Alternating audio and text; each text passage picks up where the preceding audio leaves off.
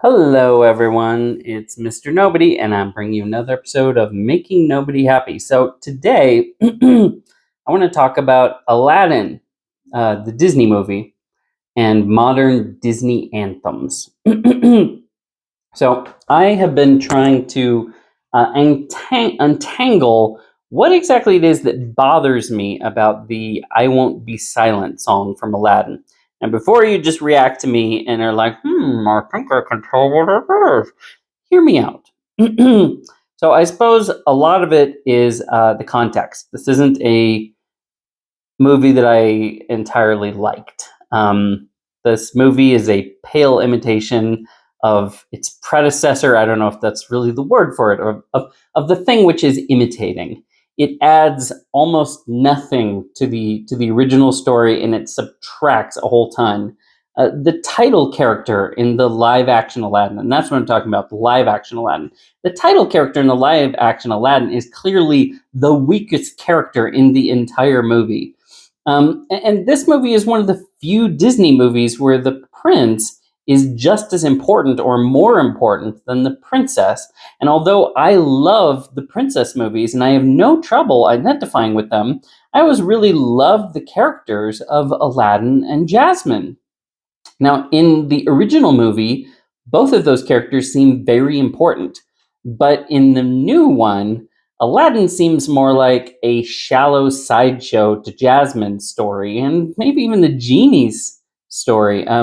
And her story is quite changed from the previous version in ways that that don't really make much sense, except in the current modern political context. Far from suffering the problem of being silent, in the movie, Jafar actually sits down to just watch while she argues with the palace guards about why they should listen to her and leave Jafar. And she's not unsuccessful. She succeeds to quite a degree in convincing the guards. Almost every character gets an earful from her. Aladdin, her dad, the guards, Jafar, everyone. She enjoys a position of immense privilege above virtually every other character in the movie. Her only enemy that seems to be above her is the this law, who she eventually defeats, and I guess that's the antagonist. Now, the old Jasmine, she was a sassy girl with a lot of boldness and self will and determination who was not afraid to speak her mind. But she didn't do all that and also complain that she was a repressed victim being denied a voice at the same time. She was tired of her position of safety and banality, the triteness of luxury and the expectations of her royal position, and she hungered for adventure and meaning and novelty. And that was well told, and it was a consistent story with a really great arc. The new Jasmine seems eager to be a benevolent dictator and is just frustrated that she can't dispose of the need for her father or for a consort or for heirs or for any of these other traditional things to do with the kingdom and the law. She has the desire for the power and she has the right to it, and she is being artificially denied the fulfillment of her noble ambition, or at least not having it come loaded with other structural obligations. So fair enough. That is an arc. That is a character. She seems more like a Queen Elizabeth, maybe, than the Jasmine from the old story, and who chafed under the limitations and responsibilities of the crown and left to seek new possibilities. This one actually wants them. So it's just odd to see that in this movie. It's odd that the movie Aladdin, which is a movie that is fundamentally about the limitations of the value of ultimate power, should have become essentially about the ascension of Jasmine to the crown of Agrabah. Like it's become this political ascension movie. So there are other oddities, things that have sort of bothered me about the song. The strange thing about it, one of the most obvious thing about Jasmine's song about not being silent, is that it actually seems to be a silent internal song. Like it seems that it's taking place in her own head and she's not actually singing it. And she's imagining blasting the other characters who stand in her way into oblivion in her passion. It's very bizarre. It's like she's having some sort of weird, it's like the movie stops for some weird fantasy sequence. So I'm not sure what to make of that visual storytelling or that framing, because she's literally walking around like evaporating people. Um, uh, so I will say some nice things about it. The actress, she's clearly trying harder than absolutely anyone else in the entire movie. And she's clearly far more talented than all of her co-stars. Like, she is way better than them, and she is trying way harder. And so I told my wife this. I feel like the fact that it went the direction that it went may not have even been due to intention. It may have just been due to editing once they actually saw the way things together. So the movie seems more interested in her than any other character and more invested in her, but that may just have been justifiable as they were making the movie because she was the person who is giving the most back. Like the truly weak performances of Jafar and Aladdin hardly merit any extra attention or screen time. So of course you're going to cut them down a little bit. You're not going to overplay your weak hands. You're going to play to your strong suit. So the best work in the movie is clearly being done by Jasmine. Now, from an editorial standpoint, the song itself is a little bit weak. It doesn't actually advance the plot, which is, one of the sort of old certain Disney movies followed rules of you don't have a song unless it actually moves the plot forward to some degree. Or you need to tell about the characters. Like, it doesn't advance the plot. It doesn't tell us anything about the character that we didn't already know and wasn't already well established. So what is the function of the song? It's more of an anthem. It's polemical. It's a statement piece. It's not subtle about it. It's actually very baldly ideological and just tells you straight out what the character is thinking, what her stances are, which we already know from earlier in the movie. And the whole timeline of the movie just stops during the song, then suddenly resumes again afterward when it's all done, reset to positions, which is something that none of the other songs do. It's very strange. And then we actually get to see her demonstrate by action in a few sentences what the song spent several minutes to tell us she felt like doing. Like, she sings a whole song about, I'm not going to be silent, I'm not going to be silent, I'm not going to be silent.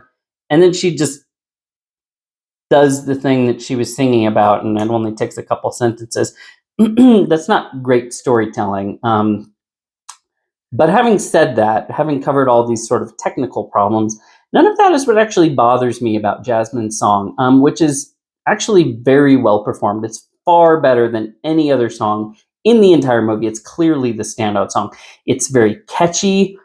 It's an odd fit for this movie. It has a much more contemporary theater and pop music sort of feel. It sounds like something that came out after Wicked, and it feels much more like that than it does like the old Disney musicals, including Aladdin. It doesn't fit in with the other songs very well.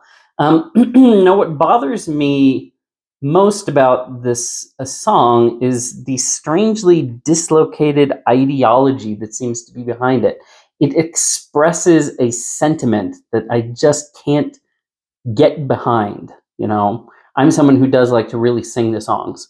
And when I sing the songs, I also like to feel the songs. I like to believe in the songs and put my place in the place of the characters and sing along with them and feel that. That's what people like to do.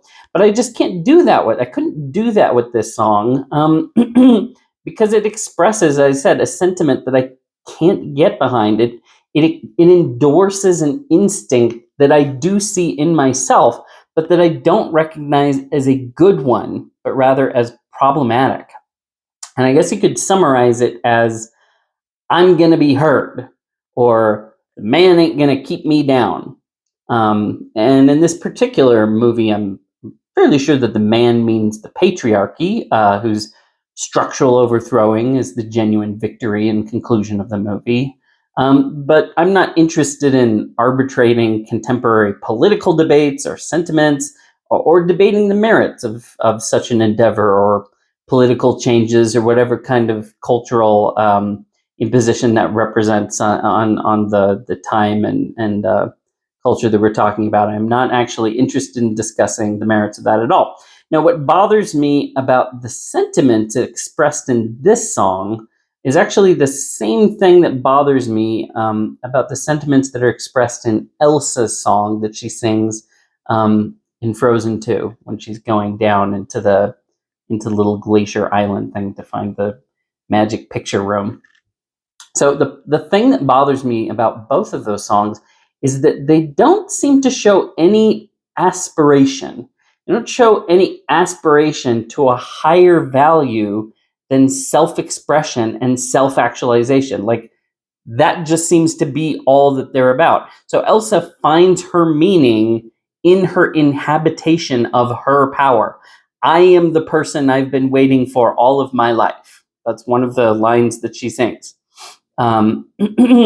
That is a very modern sentiment. That is also a profoundly shallow and solipsistic sentiment. It's one I was never able to bring myself to sing that line because I was like, ugh, what kind of disgusting person would sing a line like that? I can't bring myself to sing that. Now, that as I said, that is that I am the meaning of me. I'm what I've been waiting for my whole life. Like, as I said, that's very modern. It's basically the anthem of every self-indulgent sociopath who's ever lived. That's exactly how they think. It's the song cult leaders and serial killers and obsessive narcissists hum to themselves at night. Like, that is 100%, that's exactly their perspective on life and on themselves and on others. Like there's no clear moral value to this sentiment in itself. In fact, it's a sentiment that would be generally assumed by most cultures to be inherently dangerous and destructive, but it's portrayed as positive and heroic even in these Disney movies. Problem is, and what most cultures have known is, your self-expression is only as good as you happen to be. And if your worldview revolves around the beauty and glory of the assertion of your own self and your power and self-expression, it's quite likely that your worldview is going to go very wrong indeed. Like, that is not a great setup. So Jasmine expresses some very similar sentiments to that in this song. Her song does not refer to some higher value that has a claim on her, that her refusal to be silent serves. She just won't be speechless or silent. The content that she's talking about or isn't talking about isn't referenced. Self-expression seems to be virtue and content enough. And this is an instinct that I've actually struggled with in myself my whole life. I'm a fairly articulate person. I talk a lot. I talk maybe too much. Self-expression comes really easy to me. And I found it's actually really easy to dominate others as a result, especially when you get a little too into it.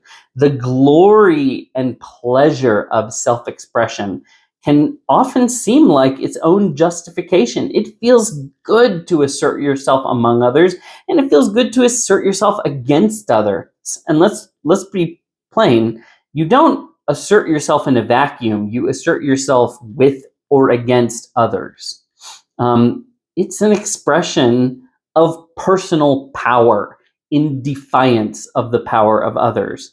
There's nothing inherently good or bad about that, except in a purely selfish state, about me asserting me and expressing myself rather than you. Unless, of course, both your expression and my expression are subject to judgment according to some higher common value that compels me to speak and gives value to my expression. Like, This is only about serving self-expression, not expression for the sake of something. She's not speaking up for a thing. She's speaking up for speaking up. Jasmine only seems to be interested in the justice of equal competition for airtime. Like, she won't be silent in the face of injustice, but the injustice she feels compelled to resist isn't some higher abstract kind of justice that isn't served by self-expression by anyone. Um, it isn't a higher abstract kind of justice that isn't served by self-expression by anyone, but rather by articulation of its universal necessity. Like, everyone should speak for this thing. Now, that kind of justice might make expression necessary. It might make bravery to speak, even in the face of resistance and danger, necessary. But Jasmine spends no time at all talking about that kind of ethic. And she spends a whole lot more time talking about herself. She needs to be heard. Her voice won't be stopped. She doesn't need to appeal to this necessary need to heed the voice of reason. She appeals to their need to hear her. And I think that's part of why it comes off a little more shallow and childish. There could have been a better version of this, a more transcendent version of it. But I feel like maybe the person who wrote it just had a more childish outlook on the world, and why we even speak about things. And so that makes it a strange anthem. Like, it's much closer to the chest thumping and self-aggrandizement of tribal warriors asserting their voice and status in the clan than it is to like some thoughtful and passionate appeal to a transcendent value of classical thought. Now, Jasmine might not be in that kind of articulate situation. She might be in the kind of political situation where asserting yourself and seizing power are warranted and necessary solutions, and there really isn't anything else. That's what it is. It's just an oddly regressive virtue for a Disney princess to assert in a modern movie, especially when so much of the story pretends to such an unrealistic and anachronistic political idealism. I have read through and looked at the lyrics very carefully, and I cannot find any message in the song that rises any higher, that rises above the fundamental message of, they want me to be quiet and I won't be. Although it's not even entirely clear to what degree the first half of that really is even true. Contextually, this could be a very good message. Like, often there is something that needs to be spoken up about, not because of me, but because of, for some large transcendent ethical reason. And so I need to set aside my self-regard and speak out at the cost of my own self-benefit and my own self-regard for the sake of something of higher transcendent value than myself. So there is a case where, yeah, they want me to be quiet and I won't be, can be a very positive value to have. If you're speaking to something important, something transcendentally good, then certainly. It's just that this song doesn't contain any internal indications that that is the case, or that's what's being expressed. Jasmine isn't speaking for something. She is speaking for her. Full stop. And that's what infants do, and noisy toddlers. They seek to assert themselves, and purely themselves, against the world. They see value in the mere assertion of individuality and stubbornness and loudness and being heardness. As I say, that's a very odd thing for Jasmine to be arguing. It's also odd for her to be expressing these sentiments because Jasmine is clearly the most outspoken character in the entire movie. Like, the song matches up very inaccurately with her present problem in the movie. Like, it's an odd response to the problem that she's actually facing. So the actual problem she's facing is that Aladdin and her father have both been captured, and are quite likely about to be either executed or imprisoned. Now, she's probably going to be given much better treatment.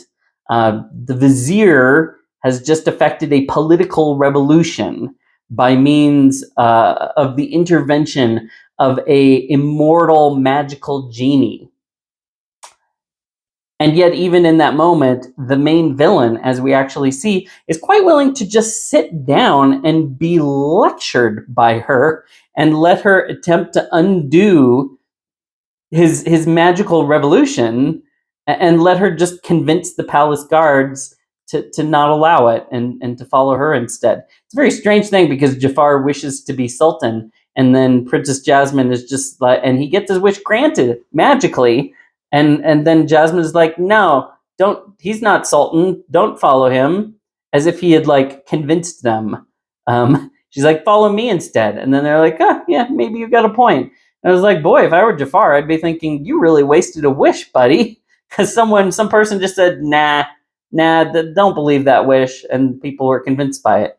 Anyway, it's just not clear that in that situation, that whatever problems she's facing are most easily summarized and addressed in the manner that the song presents them. Or that the problems facing Aladdin, her father, the genie, or Jafar could also couldn't be summarized and addressed just as effectively. Like, how does her situation particularly really reflect the content of the song more than anyone else's situation? Like, that they're all having problems too, and would like everyone to listen to them, I'm sure. I mean, that's the problem about assertion of self as a message, is everyone could sing that song. What's to arbitrate between it if every single person in the world is singing it? So how does her situation reflect it more than the others?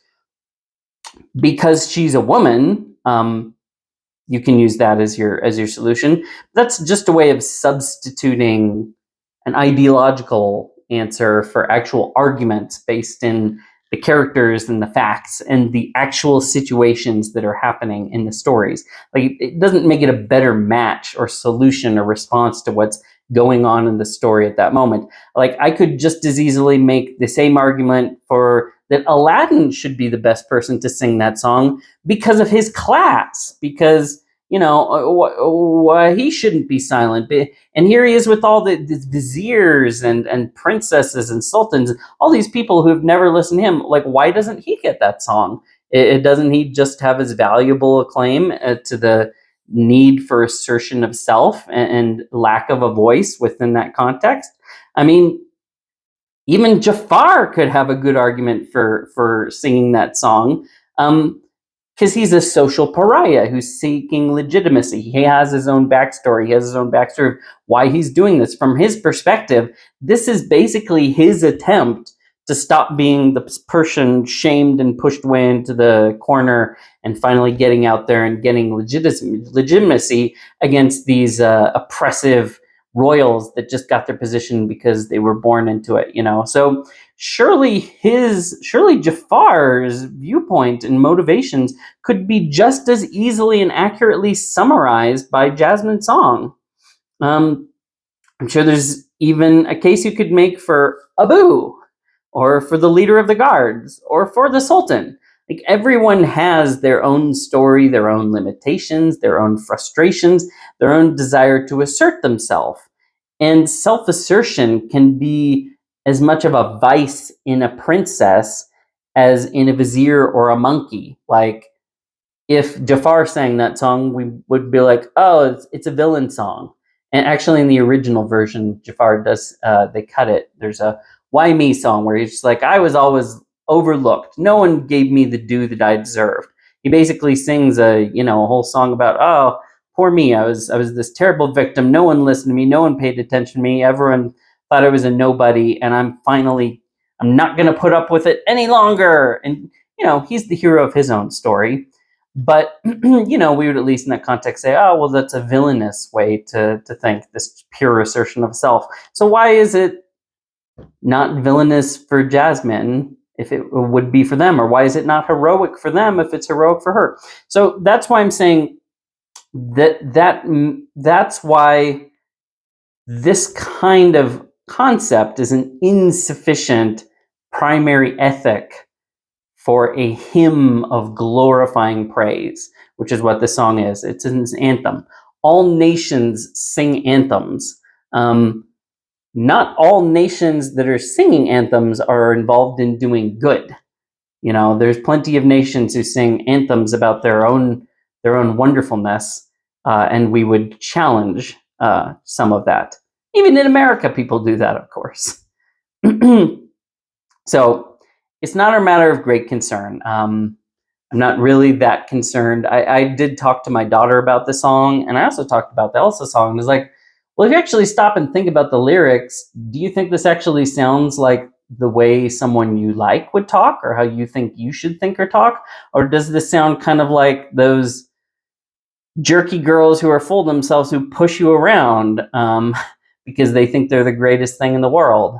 And my daughter was like, yeah, actually, this sounds more like, from her perspective, like the songs of sociopaths and immaturity than something that you really want to. Yeah, that's the anthem. But I told her it's not a big deal. They're partly just meant to be catchy songs. As I said, context is so much of the meaning of things. Children often find their own meaning in songs and stories. Nevertheless, I am not completely pleased with the content that has been on offer in some of these recent Disney anthems and modern Disney movies. They seem to lack some essential features. Their core ethics that they're celebrating are very shallow and also an unstable articulation of the moral imperative. Like, me might be a universal cry and an appealing sentiment, especially to children, but it doesn't add a lot to our lives. It doesn't really enrich or elevate our consciousness in the way that you would hope a classical work of fiction would. More of me in the world is a contingent and not a necessary good. And that was a hard lesson for me to learn, and was dearly bought. And I don't really appreciate having these new stories and new songs that are actively undermining some of the hardest won wisdom that I had to achieve in my life. The learning to grow beyond my toddler outlook of I'm the most important thing, and me being heard is the most important thing, and learning actually there's bigger things in the world than you. Maybe those are the things you should be focusing on. Maybe those are the things you should be pursuing. Maybe those are the things you should be expressing. Maybe you should be careful about those, giving into those kinds of feelings, because they do appeal a little too easily and a little too deeply to those me asserting childish toddler instincts in you. So as time has gone on, I have definitely seen some real erosion in the quality of those primary Disney anthems. Now, I do want to bring up one positive example, actually, which is Moana. And she has her How Far I'll Go song, which again, it's another kind of anthem. It's a longing song too. And that one is slightly different because it is about her pursuing something, and she's the person who's doing it, but the thing she's pursuing is not herself. And actually, there's a very key thing in the structure of the movie that for me is very meaningful that shows Moana she's not a subversive character who's just about herself. She's actually a classical hero. And part of that is Moana doesn't just leave the island, she leaves the island twice. Now, the first time Moana goes for herself. She's just curious. She's kind of mad at her dad. She decides to deliberately disobey. She gets her own boat and she tries to go, and she fails. Her efforts are sort of symbolically rejected. She is thrown backwards. She is bashed against the rocks. She gets her foot off. She's injured. She comes up coughing and spluttering like it's a complete failure. And in a way, what I see behind that is the symbology of these great and heroic actions. If they're only undertaken for the sake of you and yourself and just your self exploration, don't take you far enough.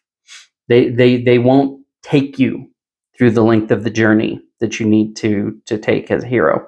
Now, she leaves a second time. The second time that Juana leaves is different. She's discovered the danger to her people. She has connected to the history of her people and to this thing that they used to be able to do. And so, what she's actually doing now is rediscovering the wisdom of the past. She's taking an ability that was alive in her people and bringing it back to life. She's actually resurrecting it in her own person. And then she is given this sort of symbolic blessing and assistance by her elders. Her dad, of course, wants to protect her, um, but so it's almost more of a personal issue there.